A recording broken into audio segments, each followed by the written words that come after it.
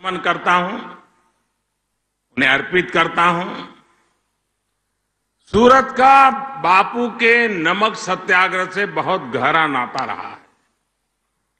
सूरत के सैकड़ों सत्याग्रही तो बापू के साथ जुड़े ही थे। साथ में ये देश के उन पहले सेंटर्स में से एक था जहां दांडी मार्च से भी पहले नमक कानून का विरोध किया गया था।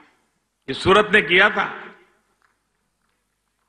सूरत ने गांधी जी के मूल्यों को हमेशा से सम्मान दिया। स्वच्छता हो, स्वावलंबन हो या फिर स्वदेशी, गांधी जी के दर्शन को सूरत ने जमीन पर उतारा है। और मुझे खुशी है, मैं देख रहा हूं धवल की पूरी टीम, धवल मुझे मिला था दिल्ली में। इन सारे नौजवान, कोई इंजीनियर है, कोई चार्टर्ड अकाउंटेंट है, कोई शिक्षक है, कोई व्यापारी है, मन में ठान लिए सफाई का काम करेंगे। और उन्होंने सफाई के लिए अपने आप को समर्पित किया है। मैं इन सभी नौजवानों को बधाई देता हूं।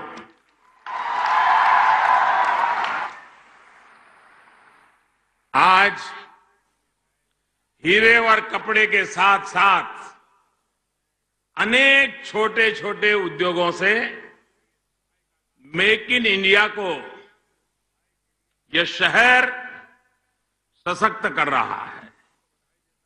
साथियों, सूरत की स्पिरिट को और मजबूती देने के लिए आज सैकड़ों करोड़ रुपए के प्रोजेक्ट्स का उद्घाटन और शिलान्यास किया गया है।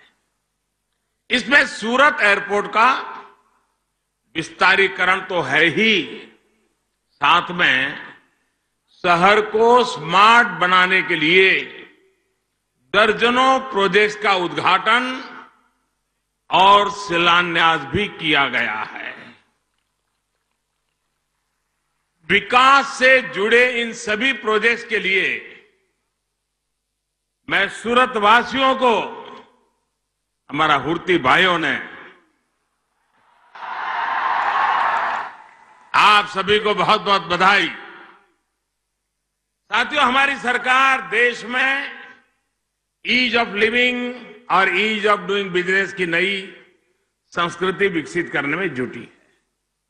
इसके लिए देश में इंफ्रास्ट्रक्चर के विकास, कनेक्टिविटी के विकास पर बल, ये हमारी प्राथमिकताएं हैं। सूरत तो देश के उन शहरों में है जहां विश्व की सबसे तेजी से विकसित हो रही हमारी अर्थव्यवस्था में 4 चांद लगाता है। हाल में आई एक अंतर्राष्ट्रीय रिपोर्ट के बारे में हर सुरती जानता है, लेकिन शायद देशवासियों को पता नहीं होगा। और इस रिपोर्ट में कहा गया है कि आने वाले 10-15 वर्षों में दुनिया के सबसे तेजी से विकसित होने वाले टॉप 10 शहरों में, दुनिया के टॉप 10, ये सारे के सारे 10 हिंदुस्तान के हैं। और खुशी की बात है, इसमें भी सबसे टॉप पर कौन है? सूरत को गर्व हो रहा है। सूरत को बधाई। यानी ये स्पष्ट है कि आने वाला समय सूरत का है, भारत के शहरों का है। ये सिर्फ भारत ही नहीं, पूरी दुनिया की आर्थिक गतिविधियों के सेंटर होने वाले हैं। यहां दुनिया भर से निवेश होने वाला है। व्यापार और कारोबार कई गुना बढ़ने वाला है। लाखों युवा साथियों को रोजगार के अवसर बनने वाले हैं। साथियों, जब दुनिया भारत के शहरों को लेकर इतनी आशावादी है, तो ये हमारा दायित्व है कि इन शहरों को वर्तमान के साथ साथ भविष्य के लिए तैयार किए जाए। और ये भी सही है कि हमें सूरत को भविष्य के लिए तैयार करने का मतलब यहां का इंफ्रास्ट्रक्चर, यहां की व्यवस्थाएं, यहां की शिक्षा, यहां का आरोग्य, ये सब तो है ही है। यहां के मानवीय के मन को भी उस ऊंचाई पर ले जाना है। और इसी सोच के साथ देश भर में हर प्रकार की कनेक्टिविटी को एक के बाद प्रोजेक्ट हम लगाए चले जा रहे हैं। सूरत का ये एयरपोर्ट अभी गुजरात का तीसरा बड़ा एयरपोर्ट यानी व्यस्त एयरपोर्ट बन गया है। आज से नए टर्मिनल का जो काम शुरू हुआ है, जब ये पूरा हो जाएगा तब यहां पर 1200 डोमेस्टिक और 600 इंटरनेशनल पैसेंजर को मैनेज करने की क्षमता तैयार होगी। इसका मतलब यह है कि एक दिन में 1800 यात्रियों को यह एयरपोर्ट हैंडल कर पाएगा। सूरत एयरपोर्ट की क्षमता भी सालाना 4 लाख यात्री की है। जिस प्रकार के विस्तारीकरण का काम यहां हो रहा है, उसके बाद भविष्य में एयरपोर्ट की क्षमता बढ़कर के 4 लाख से 26 लाख यात्री से ज्यादा हो जाएगी। पैसेंजर के अलावा यहां के कार्गो कैपेसिटी भी बढ़ाने वाले हैं। यानी आने वाले समय में आप सभी को अपने व्यापार कारोबार के लिए देश विदेश में सुविधा होगी। बाहर से भी बिजनेस के लिए जो यहां व्यापारी आते हैं, उनके समय की भी बचत होगी। साथियों, मुझे बताया गया है कि कुछ ही दिनों में यहां से शारजाह के लिए एयर इंडिया एक्सप्रेस की सीधी फ्लाइट भी शुरू होने वाली है। शुरुआत में ये सुविधा सप्ताह में 2 दिन होगी, लेकिन मार्च से इसको सप्ताह में 4 दिन किया जाना है। इस फ्लाइट से आप सभी को व्यापार की दृष्टि से भी बहुत मदद मिलने वाली है। इसके लिए भी मैं आपको बधाई और शुभकामनाएं देता हूं। साथियों, सरकार हवाई कनेक्टिविटी से पूरे देश को जोड़ने में जुटी है और इसके लिए बीते 3-4 वर्षों में तेज गति से काम किया गया है।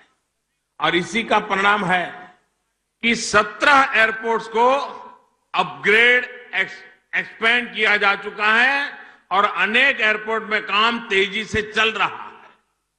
सरकार का लक्ष्य है कि अगले 4 वर्षों में देश भर के 50 ऐसे एयरपोर्ट्स को विकसित किया जाए जो या तो अभी सेवा में नहीं है या फिर बहुत कम उपयोग में लाए जा रहे हैं। साथियों, मेरा ये सपना है कि हवाई चप्पल पहनने वाला भी हवाई सफर कर सके।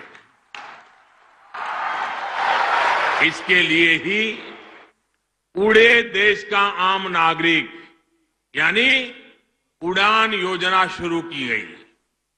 आज मुझे ये बताते हुए खुशी है कि उड़ान ने देश को दुनिया की सबसे तेजी से बढ़ते एविएशन मार्केट में शामिल करने में बड़ी मदद की है। उड़ान योजना से देश के एविएशन सेक्टर में 12 लाख सीटें कम कीमत पर उपलब्ध हुई है। इस योजना के तहत देश भर में करीब 40 एयरपोर्ट देश के एविएशन मैप में जोड़े गए हैं।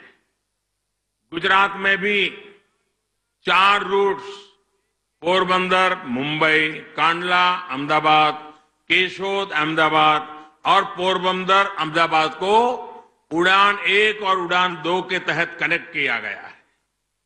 अब उड़ान 3 के जरिए भविष्य में सूरत सहित गुजरात के लगभग 1 दर्जन छोटे और बड़े एयरपोर्ट्स को देश के अलग अलग शहरों से कनेक्ट किया जाएगा।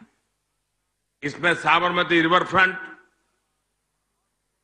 शत्रुंजय डैम और स्टैच्यू ऑफ यूनिटी जैसे वाटर ड्रम्स या वाटर एयरपोर्ट की संभावना वाले क्षेत्र भी शामिल है। जो लोग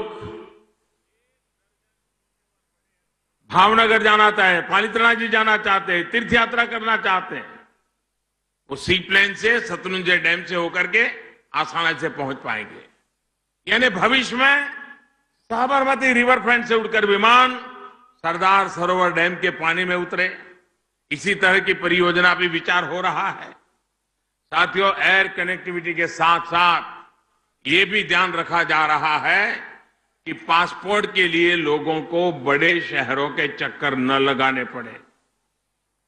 साल 2014 में देश में पासपोर्ट केंद्रों की कुल संख्या करीब 80 थी। सूरत के लोग याद रखेंगे, हमारे इतने बड़े देश में इतनी बड़ी जनसंख्या, आजादी के 60-65 साल के दरमियान हमारे देश में पासपोर्ट देने वाली ऑफिस 80 थी। कितनी? आपने गुजराती में बोलो, कितनी? 80, 80। आपको खुशी होगी कि पिछले 4 साल में जो हमने अभियान चलाया वो आंकड़ा अब 400 पार कर चुका है।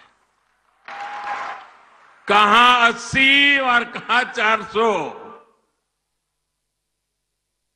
बड़ा सोचना, ज्यादा करना, अच्छे ढंग से करना, समय पे करना।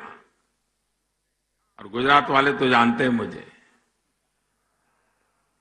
इसके अलावा एम पासपोर्ट सेवा मोबाइल ऐप जैसे माध्यम से पासपोर्ट के लिए अप्लाई करना आसान हुआ है। ज्यादा संख्या में पासपोर्ट सेवा केंद्र खोलने और पासपोर्ट नियमों को सरल करने के कारण दूरी में और देरी दोनों में बहुत कमी आई है। साथियों, केंद्र सरकार देश के गरीब और मध्यम वर्ग के हर व्यक्ति के जीवन को सरल और सुगम बनाने में पूरी ईमानदारी से जुटी हुई है। हमारा प्रयास है कि हमारे शहर साफ सुथरे रहे, ट्रैफिक जाम की समस्या न रहे, पानी और सीवर से जुड़ी सुविधाएं बेहतर हो, सीसीटीवी कैमरों के माध्यम से सुरक्षा का एहसास मिले, कानून व्यवस्था की स्थिति बेहतर हो। ये सारी व्यवस्थाएं स्मार्ट सिटी मिशन और अमृत योजना के माध्यम से साकार की जा रही है। एक फोकस अप्रोच के साथ मिशन मोड पर काम किया जा रहा है। साथियों, आज यहां जिन दर्जनों प्रोजेक्ट का उद्घाटन और शिलान्यास किया गया है वो हमारे इस अभियान को और गति देने वाले हैं। इसमें सीवर, पानी, फ्लाईओवर, सड़क, शिक्षा से जुड़े अनेक प्रोजेक्ट्स हैं। इसके अलावा प्रधानमंत्री आवास योजना के तहत हजारों घरों का भी आज यहां उद्घाटन और शिलान्यास किया गया है। ये सारे घर सूरत के गरीब बहन भाइयों के जीवन को समृद्ध करने वाले हैं। भाइयों और बहनों, बीते 4.5 वर्षों में शहर में रहने वाले गरीब भाई बहनों के लिए 13 लाख से अधिक घर बनाए जा चुके हैं। 37 लाख घरों पर काम चल रहा है और शहरों में नए 17 लाख 70 लाख नए और बनाने के लिए सरकार स्वीकृति दे चुकी है। इसी तरह देश के ग्रामीण इलाकों में भी साल 2014 के बाद से 1,30,00,000 से ज्यादा घरों का निर्माण किया जा चुका है। वो उस घर में रहने के लिए चले गए हैं। ये दिवाली भी उन्होंने अपने घर में मनाई।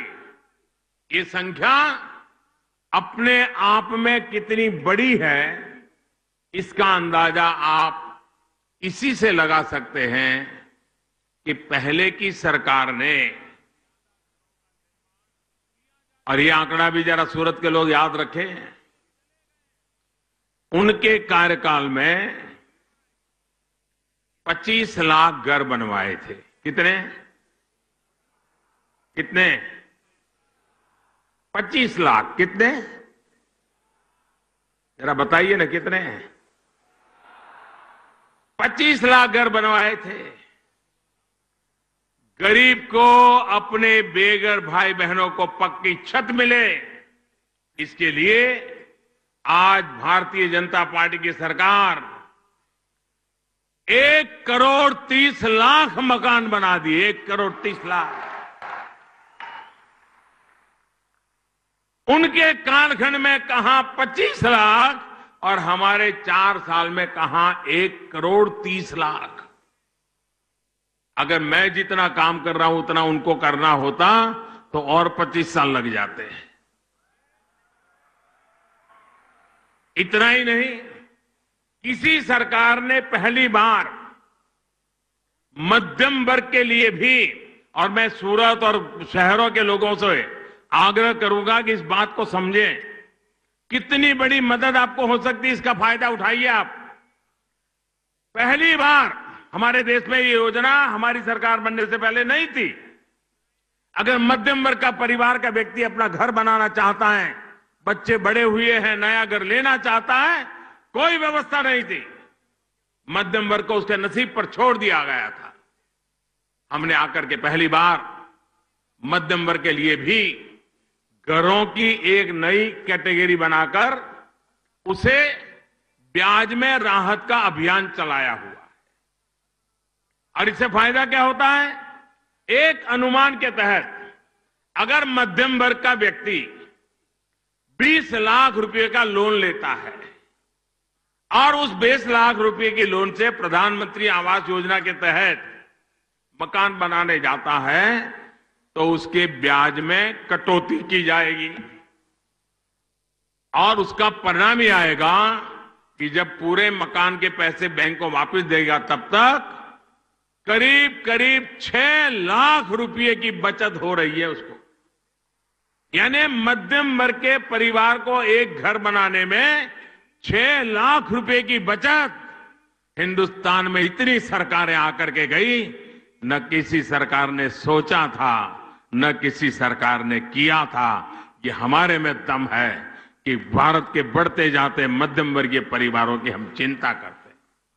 और इसके साथ सबसे बड़ा लाभ मध्यम वर्ग के उन युवाओं को मिला है जो कैरियर की शुरुआती वर्षों में ही अपना घर खरीदने की इच्छा रखते हैं। कुछ लोग सवाल पूछते हैं कि नोटबंदी से क्या फायदा हुआ?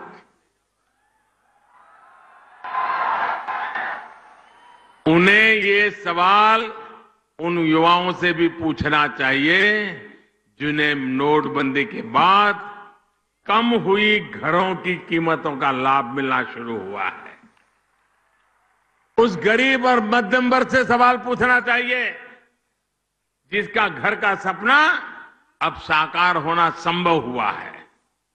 वरना नोटबंदी से पहले किस तरह रियल एस्टेट सेक्टर में काला धन हावी था, और सूरत वालों को तो इसका भली भांति पता है। बड़े बड़े दिग्गजों के नाम जानते हैं आप।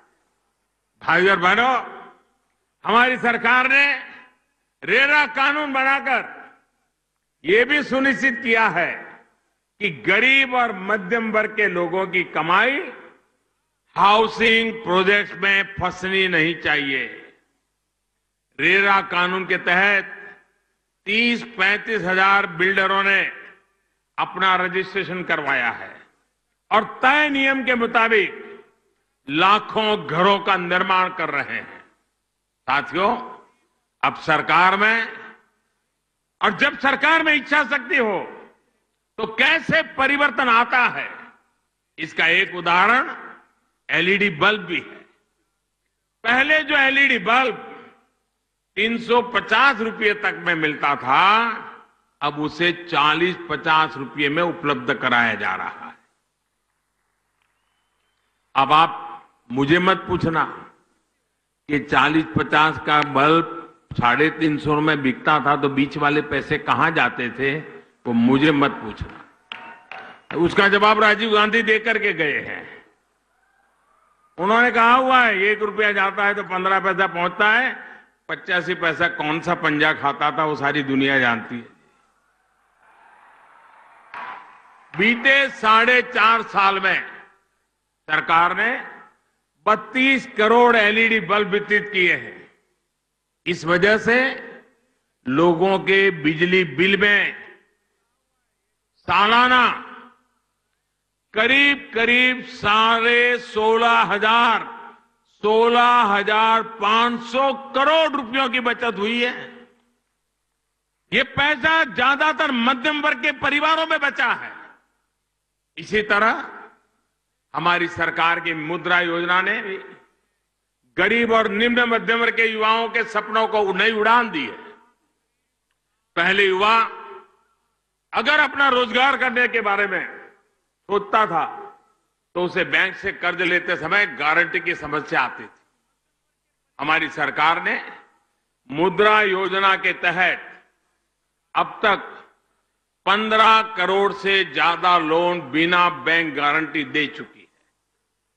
आप सोचिए, इसके तहत लोगों को अपना रोजगार शुरू करने के लिए बिना बैंक गारंटी 7 लाख करोड़ रुपए का सरकार से की तरफ से दिया गया है।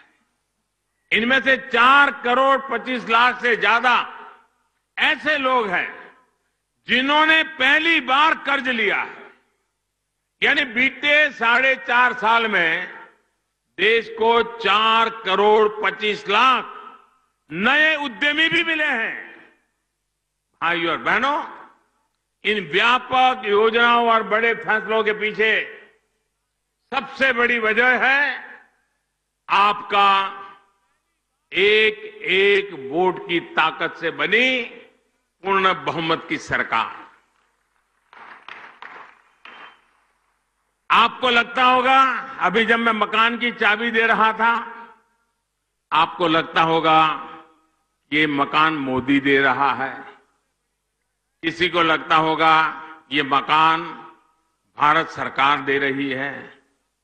जी नहीं, ये मकान न मोदी दे रहा है न भारत सरकार दे रही है, ये मकान आप दे रहे हैं।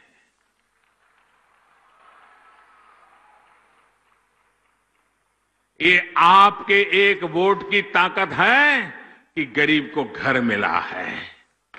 ये आपके वोट की महत्ता है जो गरीब को घर देने की व्यवस्था देता है। और इसलिए ये जो बदलाव आप देख रहे हैं, वो बदलाव आपके वोट की ताकत के कारण है, मोदी की ताकत के कारण नहीं है। भाइयों बहनों, आपको मालूम है 30 साल तक हमारे देश में अस्थिरता का दौर रहा। त्रिशंकु पार्लियामेंट बनी, किसी को पूर्ण बहुमत नहीं मिला, जोड़ तोड़ करके सरकारें चलाई गई, जिसका मर्जी पड़े उस तरफ खींचता चला गया। देश वहीं का वहीं अटक गया और कुछ बातों में पीछे चला गया। पिछले 4-4.5 साल से हम आगे बढ़ पा रहे हैं, उसका एक प्रमुख कारण है देश की जनता ने समझदारी से वोट डाला और त्रिशंकु की 30 साल पुरानी बीमारी से देश को मुक्त कर दिया, पूर्ण बहुमत की सरकार बना दी। और नई पीढ़ी देख सकती है कि पूर्ण बहुमत की सरकार कड़े फैसले भी ले सकती हैं, बड़े फैसले भी ले सकती है, हिम्मत के साथ देश को आगे बढ़ा सकती है। और ये काम हमने किया। पूर्ण बहुमत की सरकार का ये महात्म्य है। पूर्ण बहुमत की सरकार जवाबदेह भी होती है। आज कोई भी मुझे पूछ सकता है, बताओ मोदी जी 4.5 साल में क्या किया। अगर पूर्ण बहुमत की सरकार ना होती तो मोदी आराम से कह देता, अरे क्या करे भाई, वो मिली जुली सरकार है, कुछ फैसले करना बड़ा मुश्किल होता है, चल जाती गाड़ी। लेकिन नहीं, देश की जनता ने पूर्ण बहुमत का फैसला करके दुनिया में देश का नाम बढ़ाया है। और इसलिए एक एक मतदाता अपने वोट की जब ताकत समझता है, देश को आगे बढ़ाने में उसकी भागीदारी देखता है, तो देश कैसे बढ़ रहा है वो 4-4.5 साल में हमने देखा है। अब याद करिए, सरकारें कैसे चलती थी। मुझे बताइए, आज सूरत एयरपोर्ट पर 70-72 हवाई जहाज की चल रही है।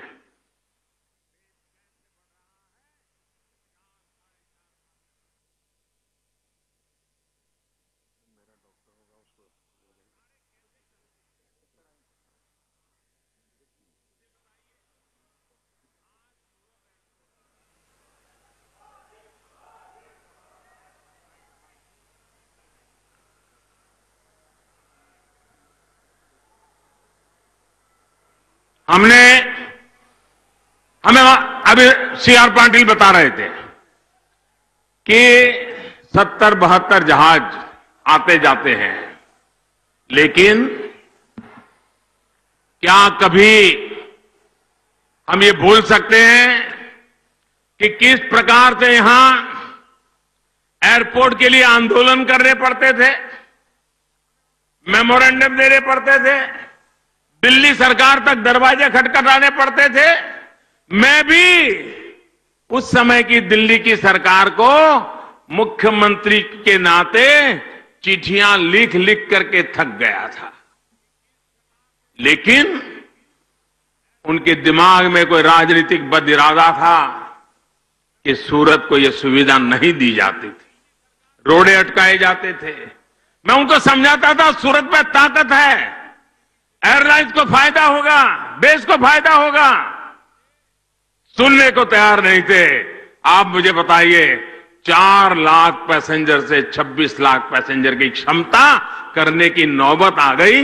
ये कितनी ताकत थी, जो हमें दिखता था उनको नहीं दिखता था, सूरत वालों को दिखता था, उनको नहीं दिखता था, क्योंकि हम सबका साथ सबका विकास इसी मंत्र को लेकर काम करने वाले लोग।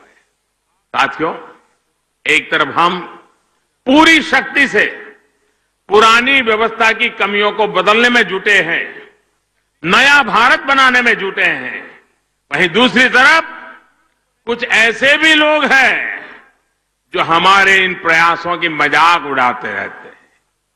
वो लोग जिन्होंने बीते 6-7 दशक में देश की सूझ नहीं ली, सिर्फ अपनी चिंता की, वो बदलते हुए इस भारत को देख नहीं पा रहे। ऐसे नकारात्मक सोच वाले लोगों की परवाह किए बिना हम आगे बढ़ने वाले हैं। नए भारत की नई ऊर्जा को हम विकास में ही लगाने वाले हैं। मैं फिर एक बार आप सभी को जीवन और कारोबार को आसान करने वाली इन परियोजनाओं के लिए बहुत बहुत बधाई देता हूं। आप इतनी बड़ी संख्या में आशीर्वाद देने के लिए पहुंचे, इसके लिए भी मैं आपका बहुत आभारी हूं। मेरे साथ पूरी ताकत से बोलिए, भारत माता की, भारत माता की, भारत माता की। बहुत बहुत धन्यवाद।